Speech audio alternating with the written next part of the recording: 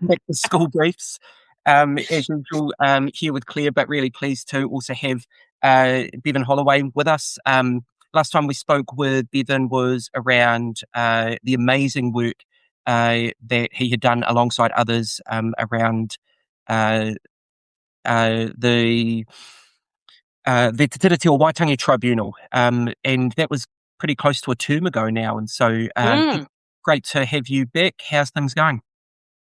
We're waiting for the second stage of that report. Do we know the timeline, or is it just a waiting game? It's a waiting game. Yeah. So I think people have been reaching out to some of the legal team just to find out. But yeah, I think we're just in that kind of waiting mode. I think there was some crossover with the other urgent inquiry that sort of sprung up around Goldsmith's shenanigans. And there was some panel members across both. And I think possibly there's a bit of a bottleneck going on there. And remind us again, what happens once that comes out? Do we know what happens once it comes out, or do we see how it lands? I think it's going to be damning, because that second stage report is where the bulk of our evidence was. So we'd had time to prepare for the issues that were being covered, because that was just going to be the original report, stage 2. Yeah. So stage 1 report was bad enough based on the small amount of evidence that we managed to get in front of the panel for that. Oh, man. And then it was really interesting in that Goldsmith inquiry, Philip Joseph, the KC, pointed out that actually the government can't ignore tribunal findings. The tribunal is part of our judicial system. They can't just dismiss these things out of hand. Yeah. And so I think it's that's not just uncomfortable. They can't just shelve it. No. And I think there's considerations here for schools, right? And this probably bleeds into some other stuff that we're going to talk about soon. But what have we had? 1,800 schools put their hands up and say they're going to stand by Te Tiriti. Well, the rubber's going to hit the road when stage 2 report lands. If and says that there's been a breach. If the schools put their hand up and to say they're going to back Te Tiriti, and then part of our judicial system says there's been a breach of the treaty, what are you going to do now? Is your sense that what Paul Goldsmith is talking about is just like so wacky it's actually not going to end up coming to life, or do you reckon it's just mainstream National Party politics now? I think the National Party we have now is not the National Party we had 10 years ago. And it is wacky. Yeah, it is extreme. People have accepted more and more and more, and it's like every now and again I zoom out and look at the landscape, and I find it really upsetting at the kind of language and positioning we're willing to put up with. Like I looked at, Winston Peters' comments around the gender definition bill and calling protesters mouth breathers, and just like. I'm like, what that like, in what world is this an okay for our politicians to talk about fellow New Zealanders? Like it's actually been shocking, the level of sort of Trumpian language and positioning that we just seem to be, it feels like the country is comfortable with. It isn't just that Trumpian. It isn't just that Trumpian way of working around policy. It's also the distinct lack of integrity verging on corruption, where you've got like Shane Jones taking like limousines to events that are like 3 minutes away from a hotel, and then just like refusing to comment on it and walk away. And it is that kind of approach to truth and corruption that we're seeing at different ways across the entire government. It isn't just one party. We're also seeing it this week. There's been lots of talk about these like no procurement contracts where you're seeing millions of dollars going to overseas education companies. And these seem to be getting negotiated over a flat white in the Gold Coast. And again, there doesn't seem to be a pushback. And I know we haven't even got to our first topic. This is how we roll on School Briefs. But I sort of feel like there has been a general sense of acceptance, and I'm not sure because there's so much sort of unfathomable bad things going on that we don't know where to look and where to put our energies. I certainly feel concerned that in the education space there is a rising sort of sense of concern from educators. I still don't think the broader public knows what's coming down the line. Like I still don't think that the general public know just how much harm is already being done in the primary school space and potentially going to be done as those things like scripted practices become more commonplace, through to the absolute carnage that is going to be caused by our new senior qualifications if it rolls out the way it looks like it's going to roll out at present, which also segues really nicely into why we have Bevan here with us this morning, because I know, Bevan, you got to attend the Unmet Needs PPTA hui on Friday and Saturday. I was absolutely gutted. I tried twice. I went to the airport twice and tried to fly down to Wellington to join the event because I was supposed to be part of a panel, but unfortunately the weather gods said no. So can you take us through what those 2 days were like, Bevan? What was discussed and what was the feeling in the room, and what were the sort of takeaways from the event? So I was focused on unmet needs, and you've got the sort of headline learning needs stuff there, but it also covered unmet needs from a cultural and economic perspective. We've got a lot of vulnerable kids in our schools, and we have a lot of marginalized kids. So the two go hand in hand, really. For me, it was just rage-inducing over the 2 days, just hearing from different people and different stories. I wanted to throw things at points, so I spent a lot of the couple of days just swearing under my breath at people. Not people running a conference, hopefully. No. Other people who causing the carnage in the room. But like the overriding impression that I have is that, this is not a issue that is just because of this government, although they have made it markedly worse for students with the policies they've pursued and kids especially. But I just think it's an absolute moral failure on behalf of us as a nation to accept children being treated this way. And I think the people that are making the decisions, this isn't really a school issue. This is a policy and a funding issue, right? So this is totally around governance itself, and the people making decisions that are actively harming kids, and they know it's harming kids, they would never accept these things for their own children. And I just think that's absolutely disgusting. A lot of it is being amplified by the latest curriculum changes. I don't think we can see the unmet needs issues separate from that. I think one of the topics we're going to talk about a couple of them anyway, a little bit later, they are just manifestations that are going to amplify the needs that these children have. These are very vulnerable kids that need to be looked after. And what was really interesting, they had a representative from the Teaching Council there talking about the work they'd done around effective practice for inclusion. And I was sitting there thinking like, fantastic, you've done this work, and man, can we back this 100%? Because what you're saying in this presentation here is that good practice is inclusive, and that's completely at odds with the direction of this curriculum. You can't tell me scripted practice is inclusive. It's not. And I turned to Bruce Jepson at one point and I said, I'm going to swear now, sorry people, close your ears. I said, fuck this science of learning bullshit, I'm done with it. Especially when you put that in front of it. I said, what we needed an ethics of learning. Let's have an ethics of learning before we even be guided by the science of learning. Because, anyway, that conversation spun off, as you can imagine it would have, with Bruce. So we heard from the Teaching Council. We had Bruce and Therese from Takatea kick us off on the first day. They talked about the tribunal experience and some of the things that had been found in that stage 1 report.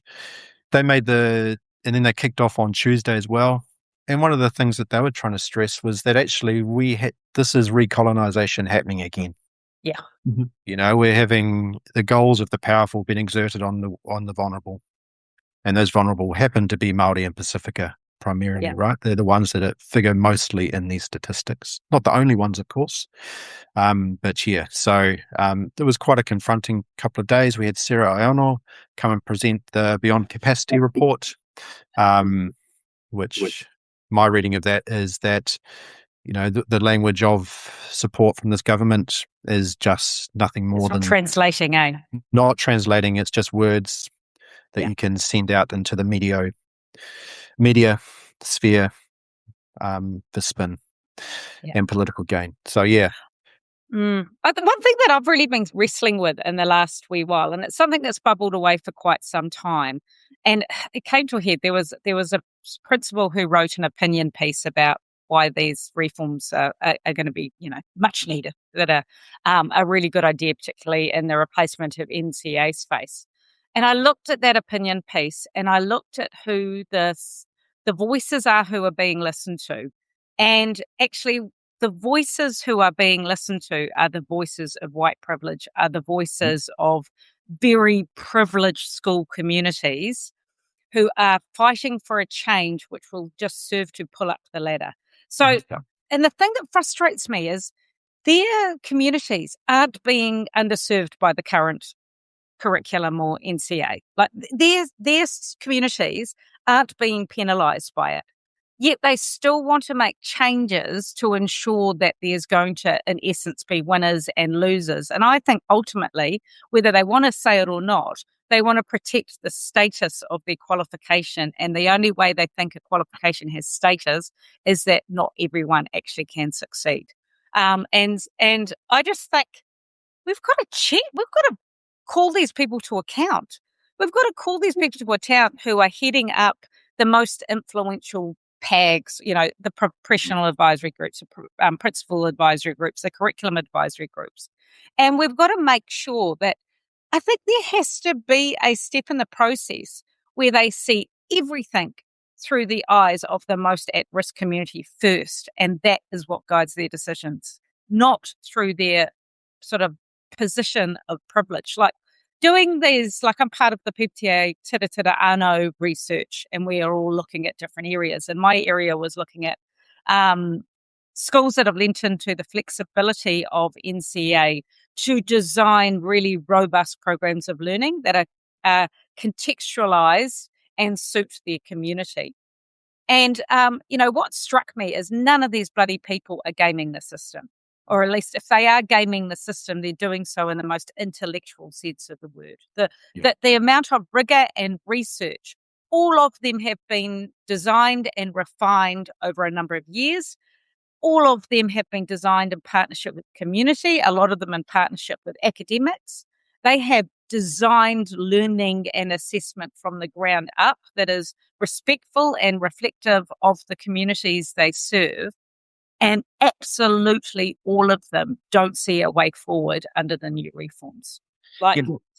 That's so good, Claire. And I think just coming back to that point around how the kind of underlying theme of this government is around how we design all policy in a way that kind of protects the privilege of those that have. And I think probably where we have seen the biggest swing from the previous government, who seemed to be very deliberate around wanting to create a table where everybody could sit around, and that inclusion and equity was at the core of it.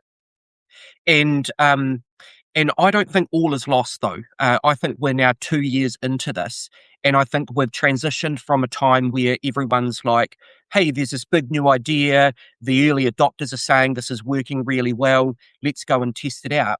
But I think it's over the last 3 or 4 weeks, I've been having more and more conversations with colleagues who are starting to ask more critical questions around 2 years in, what kids in my class is this working for and which ones aren't? And I think what we're coming back to is that the ones that the science of learning is working for are actually those same kids that seem to do all right under a range regardless. Imagine that. Yeah. And that no amount of having kids in rows and pulling kids that find learning challenging into the front row is actually having the cut through we need. And it goes back to a point you were making earlier, Evan, around this government has just got a cartoon version of what equity looks like. They are just desperate to want to buy into this idea that we can design education policy just for what happens between 9 and 3. And completely ignore the conditions and challenges that kids are bringing to school. And now what we're saying 2 years on is that those kids are still not finding success through schools because we don't have a system that is resourced or policy drivers set up to deliver it. And the last thing that I'll say is we quite often talk about the things that we want to come back to in the future. We need to start writing those down, Claire. But I think we should come back to how is it that this government is being able to sell these headlines and the way that they actually design policy announcements in which they never actually have to prove the success of it. And the learning support budget is the classic one because all of their major announcements were in the third or fourth year. And what we see at every budget is deliberate underspends and repurposing money that hasn't actually landed. I guarantee if you were to go and look 4 years into the future, what they said they were going to do in learning support and what they've actually delivered will be completely different. Yeah. And think about the money they're spending on stuff that doesn't make any difference, right? The best thing you can probably do with those maths textbooks is take them down to cash converters and use the money that you get for them for your kids. You know, that's how useful they really are. But I think like cash just in terms of the I was it's Bevan's time away from home. He loves a bit of cash converters. Yeah. Bevan, I feel like Liam was suddenly taken back to a past memory or something. He looked all nostalgic when you said cash converters. Well, he used to walk past the shop window and look at the guitars or something. Sorry. But like the focus of my work over the last couple of years has been like sort of how has this happened? And I think, you know, when we trace it back, this government has a really, really simple view of what democracy is, you know, which is basically we win an election and we get to do whatever the heck we want. And that is not democracy at all, right? Democracy is the checks and balances, it's the processes, it's the guardrails that are in place that ensure participation and that people have been heard. And all of those have been ignored and in place of the voices of the favoured few that just echo whatever it is they want to hear. And part of that has been the disregard of te tiriti. Yeah. You know, and I think that simple view of democracy is part of the recolonization of this project of this government. And Rata has said that this curriculum is a recolonizing tool for her and her. I don't think we can see these things as isolated things. Like that is the through line that, and it's a vision of this country that I think we should all say no to because it's not who we are. You talking about the through line, like that takes me to the fact that, like on Tuesday, the System Reform Bill, Monday, Tuesday, it passed its third reading. So that means all that's left is it just gets royal assent and it becomes law. Yeah. So those of you who are long-time readers, listeners of AEC, you will know that we've covered the System Reform Bill a lot over the last year or so. And it is the biggest dismantling of our system. And in essence, recolonisation of a system that I remember in my whole, like, how long have I been teaching? 28 years, 29 years in education. This is like the biggest shift. This is, you know, potentially even bigger than tomorrow's schools, I think, in terms of how it positions the government and re-centralises the power. It basically falls into what you were saying, Bevan, about this belief that they're in government, so they make all the rules. What I find really interesting is the System Reform Bill has a series of areas that are of concern. The te tiriti removal of that from the responsibilities of the school boards, but also the re-centralisation of the curriculum decision-making, the re-centralisation of the functions of the Teaching Council being handed over to the ministry, the re-centralisation of aspects of property management. You know, across the board, we saw a whole lot from the education system and our self-governing schools being sucked into the power of the minister, the direct line of power of the minister and the ministry. And I don't know if certainly people beyond the education system, actually appreciate just how massive that is and just how damaging. But also, I wonder about the current government, because all of those decisions seem like a really good idea if it's your own party in power, because what they forget is the moment that gets handed over to, say, a coalition of the Labour and the Greens, they're handing over the power to the Labour and the Greens to more centrally make a whole lot of those decisions. So it'll be interesting to see if that re-centralisation actually the trouble is it doesn't settle us down as a system. It means that if anything, we could become more of a, pendulum swing back and forth under consecutive governments. Yeah. Now, see, I think it's worse than that. I think they have cottoned on that the idea of like centralisation and anti-democratic approaches to policy is a value set that sits with them. And I think they banked on the fact that if you were to get a Labour Greens government, they wouldn't do the same thing. Because it's just not in there. Yeah. They would go back and take things back out to the sector. I mean, if we've heard anything out of Labour and Greens, it's that kind of idea that they want to hear more teacher and principal voice. And so I think the Nats have designed a dismantling of the education system that, while in theory could be taken advantage by a centre-left government, I think they've worked out that they wouldn't. Yeah. I agree. Can I also... I don't think they'd be brave enough to do it. No. But I don't know if anyone else has like as exciting school nights as I do, but the one thing I did the other night is I went into a deep dive of the proactively released cabinet papers sitting on the system reform bill page, because I was trying to work out, I think this is past its third reading. So I went back to the original website, and then I noticed as I scrolled down that a whole lot of proactively released cabinet papers have been added, I think, since the last time I looked on that page. I'm not sure of the date that they were added. And then I realized that if you could click on the plus sign, there were even more papers buried down under there. And so I was ambling my way through them, and there was one called the Education System Reform Discussion paper. And in that paper were some absolute doozies. So if we can share the link under here maybe, or I can certainly share at a later date. That specific paper outlines the intention that exists that clearly the minister would like to hand over all of the functions of the Teaching Council to ERO. Now, if we are to take a step back and look at the recent appointment of the chair of the Teaching Council into the CE and Chief Reporting Officer, whatever their title is, at ERO, we've just seen David Ferguson taken from the Teaching Council into ERO. This paper debates whether they should hand over some of the functions or all of the functions, because that would be more efficient and it would cost less money. So I think we need to brace ourselves for the fact that it may well be the intention that the Teaching Council ceases to exist sooner rather than later, and that its entire functions gets passed over to ERO. It was a discussion paper, so discussion papers don't say X is the outcome or Y is the outcome. It simply exposes the discussions and the thinking that's taking place.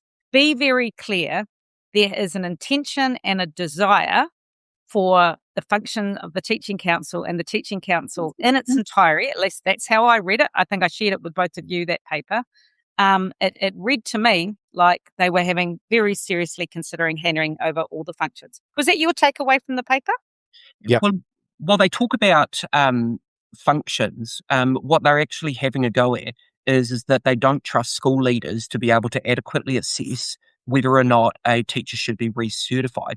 And so if you look at what it would look like to shift that to ERO and this new kind of blunt police officer approach that they're taking to assessing schools, where they want to go and start grading them between outstanding and good and terrible.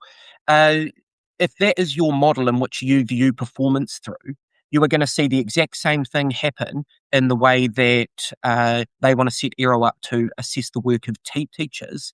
And it'll still come through school leaders, but they will be given such a tight framework of measures that you could easily see a world in which teachers are given any type of rating between 1 and 4, and then perform. So we're going to stop being a profession. We're going to stop being professionalised. We are going to be public servants who are managed so closely. Like I really worry. I still believe that we're going to see our standards change. I think we're going to lose our right to be able to speak out in the way that other public servants lose their right to speak out. I'm so concerned. If that does happen, we can still do school briefs, but we'll have to use those voice modulators, so they won't be able to do we'll be in a darkened room.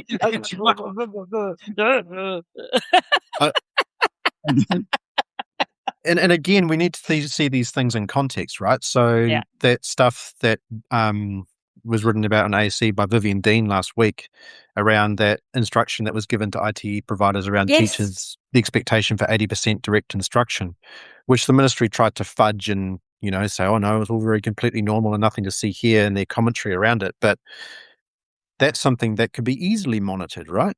Oh, and we already have mandate in the teaching standards. We have to deliver the mandated teaching and learning programs. That's already changed.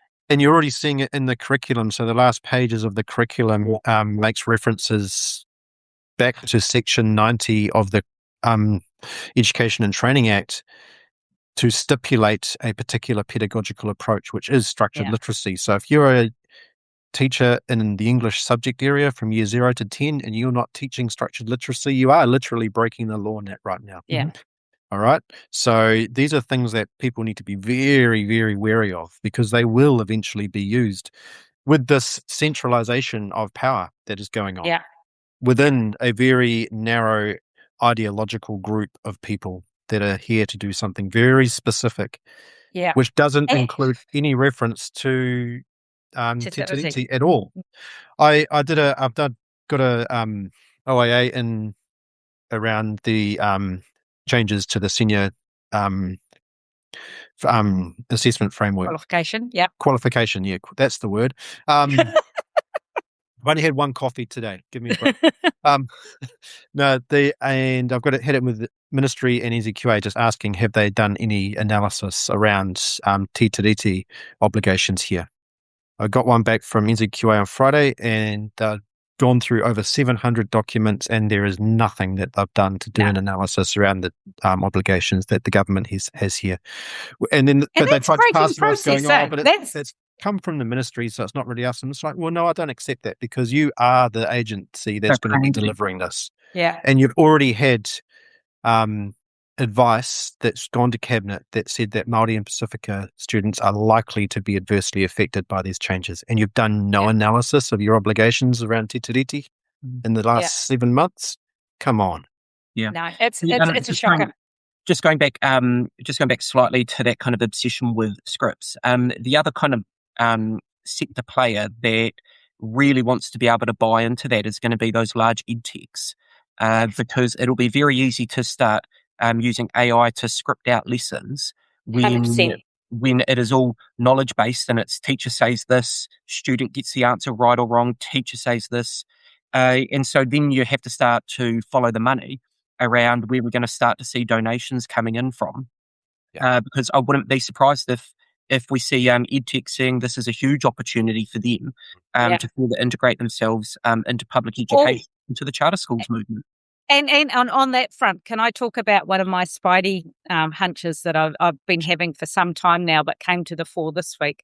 So we had the Alt Ed report come out from Aero, and it was really interesting. That report has actually been around for a few months now, and they chose to release it on the day that the System Reform Bill passed its third reading, which in and of itself was a really interesting decision to hold off on that information.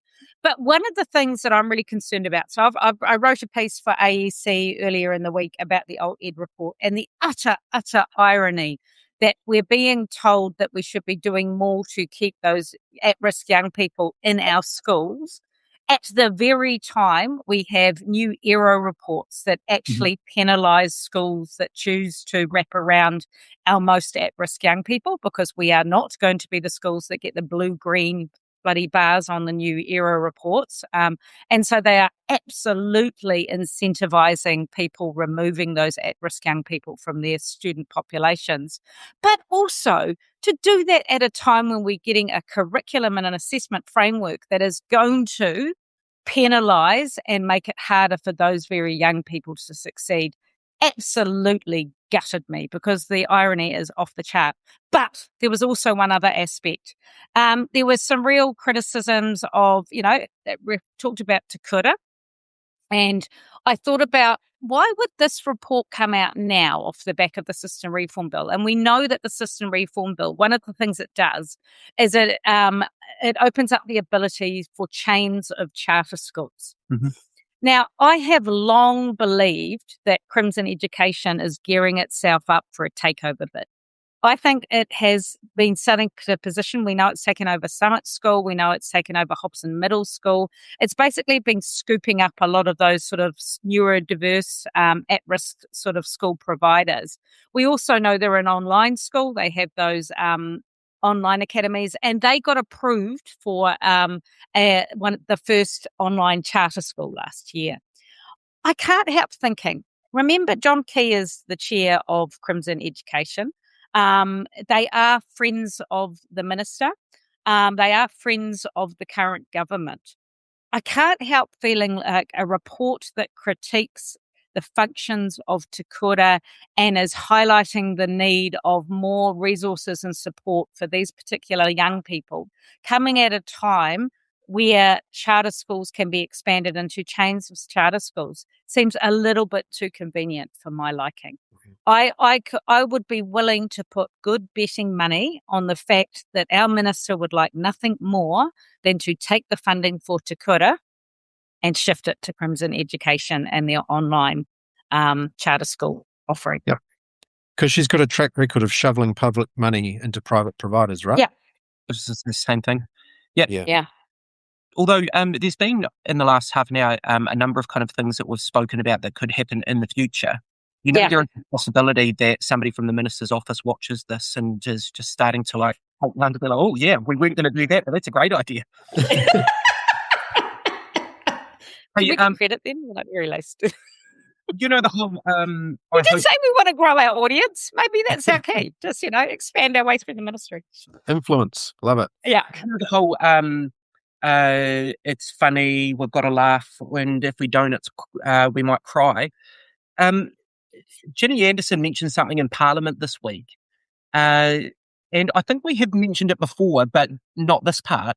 But the minister took like 12 principals over to Australia to check out some kind of model schools.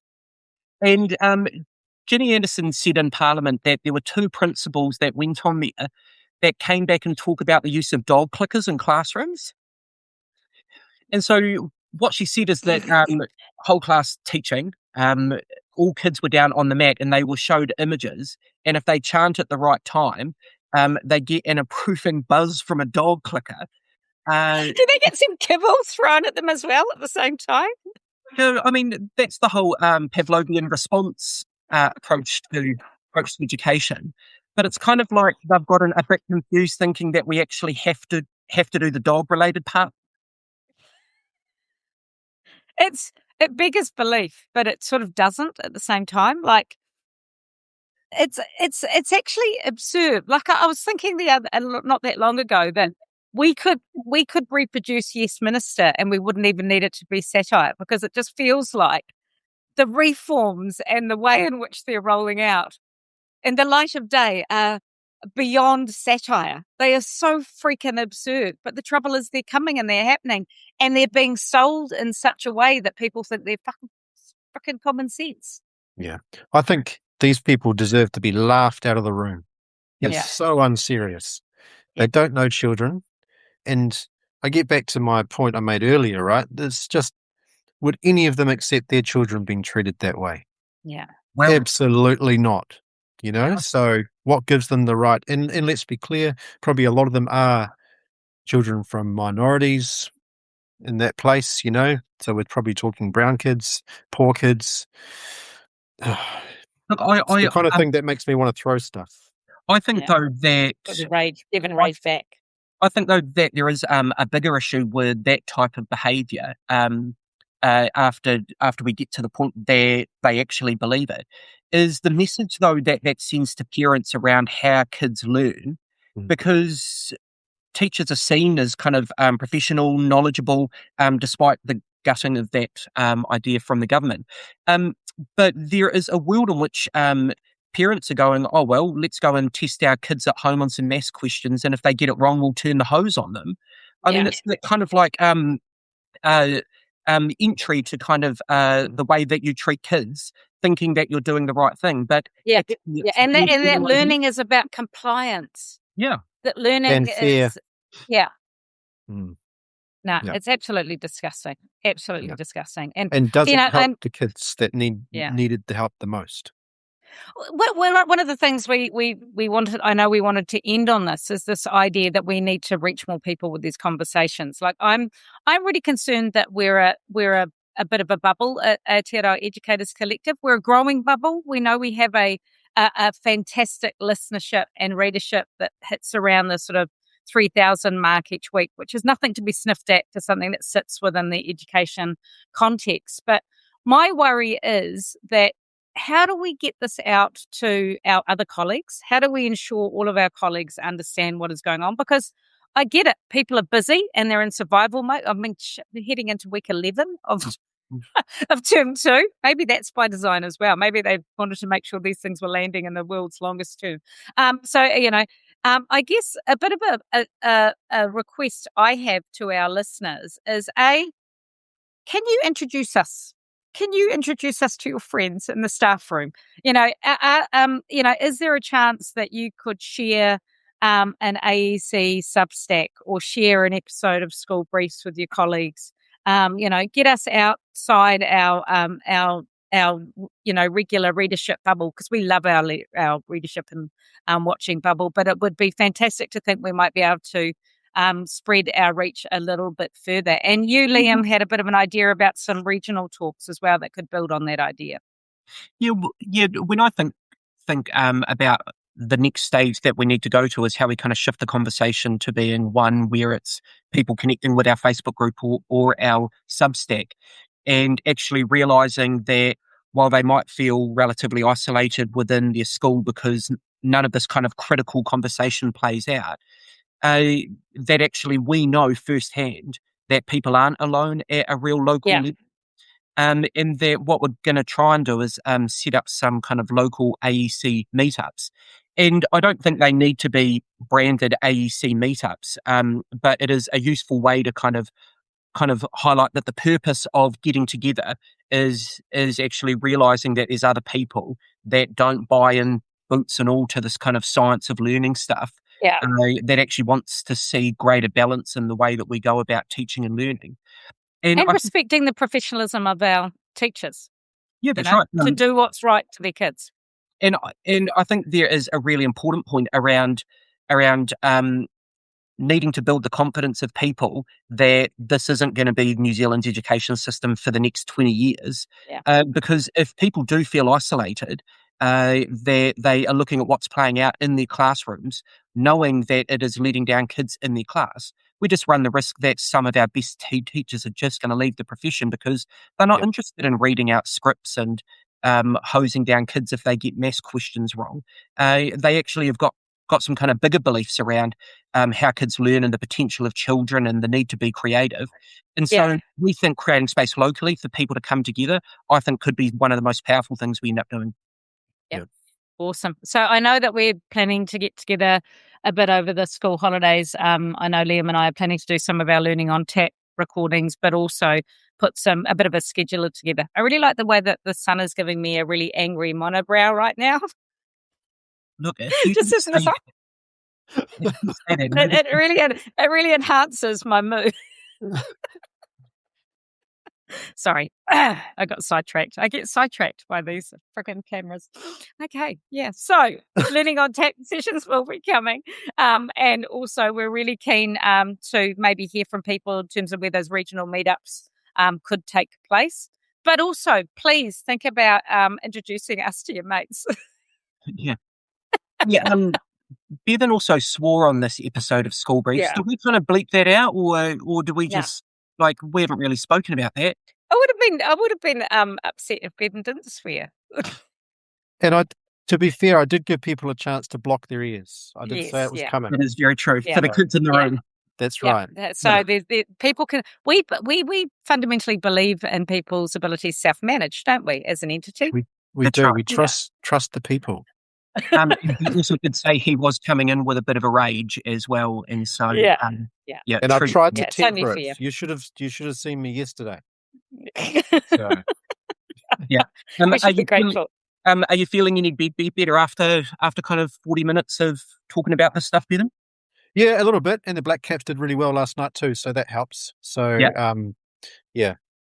Claire and I have worked out, even if other people weren't listening, would still do this once a week just because it feels good to kind of... Yeah. It's therapy. Just let us know when you need to come back for another session. Just say the word and we'll make sure you're tuned in. No, it's always good to talk to you guys. Yeah. And I'm set up well for Sunday now. Awesome. And we will all keep on fighting, and we're not going to let the bastards get us down. Yeah, and actually that gets back to one of the speakers at the Unmet Needs conference was Dr. Jess Berritson-Shaw, and she really challenged us to tell a different story. Yeah. And she encouraged us to just turn our backs on the story that is being told right now. Don't even engage with it. Don't buy into the facts. Don't. We've talked about principled resistance before, actually, and it's just we're going to do what's right. I certainly know as a school, we're not going to stop doing the things that we value. Ever. Yeah, absolutely. And part of that is just refusal to buy into and talk about, and perhaps even, and that was one of the things that came up across the 2 days. What if we just said no as a sector? Because these things are harming kids. They're going to harm them even further. What if we just said no and do the thing we know that we need to do for our kids and tell that story? I think you'll probably find more parents open to that story than the one that's been directed from on high. Yeah. And so that's a little bit of hope to finish on, maybe. Yeah, let's wrap it up there and leave people to ponder that over the next week. Bevan, once again, thank you very much for joining us. Claire, great to see you again. Yeah. And we'll catch up next week. Happy week 11, my friends. We made it. Woo! Yes, almost. Have a good one. Ka kite. Ka kite.